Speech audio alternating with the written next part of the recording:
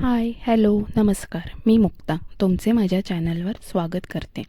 आषाढी एकादशी हा हिंदू पंचांगातील अत्यंत पवित्र आणि वारकरी संप्रदायाचा सर्वात मोठा उत्सव आहे, जो दरवर्षी यातील शुक्ल पक्षात साजरा केला जातो. या दिवशी लाखो भाविक विठ्ठल नामाच्या गजरात पूर येथे दर्शनासाठी गोळा होतात. धार्मिक मान्यतेनुसार यंदा सन 2026मध्ये आषाढी एकादशी शनिवारी 25 जुलै 2026 रोजी साजरी केली जाईल. या दिवसापासून भगवान विष्णू पुढील 4 महिन्यांसाठी क्षीरसागरात योगनिद्रेत जातात, म्हणून याला देवशयनी एकादशी म्हणतात.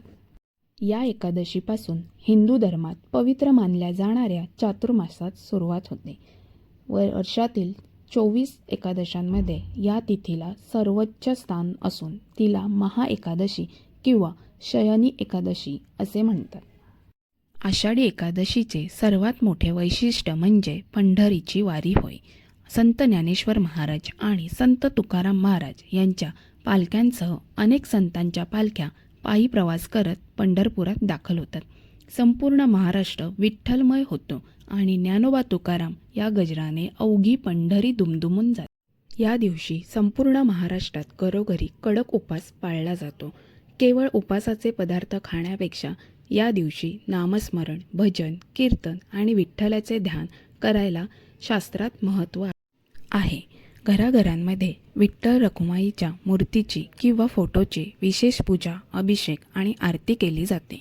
आध्यात्मिक सुखासोबत पावसाळ्याच्या सुरुवातीला शरीरातील पचनसंस्था सुधारण्यासाठी हा उपास अत्यंत आरोग्यदायी मानला जातो. आषाढी एकादशीच्या व्रतामध्ये सर्व देवतांचे तेज एकवटलेले असते असा समज आहे. म्हणून सर्व व्रतांमध्ये आषाढी एकादशीच्या व्रताला अनन्यसाधारण महत्त्व आहे. पंढरपूरला अदृश्य भगवंताच्या पुरावा मिळतो. तसेच वैकुंठ भूमीच्या आधीपासूनच पंढरपूर अस्तित्वात आले असा लोकांचा समज आहे.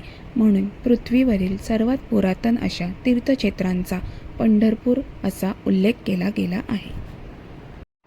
आषाढी एकादशी हा केवळ एक सण किंवा उपास नाही, तर महाराष्ट्राची एक महान सांस्कृतिक परंपरा आहे.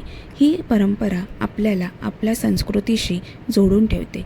चंद्रभागेच्या तीरी विठ्ठलाच्या चरणी लीन होणे आणि वारीच्या शिस्तीचे पालन करणे हे प्रत्येकासाठी एक जीवनमूल्य आहे. हा सण आपल्याला आनंदाने आणि भक्तिभावाने जीवन जगण्याची प्रेरणा देतो. काय तुझी माया सांगू श्रीरंगा, संसाराची पंढरी तू केली पांडुरंगा.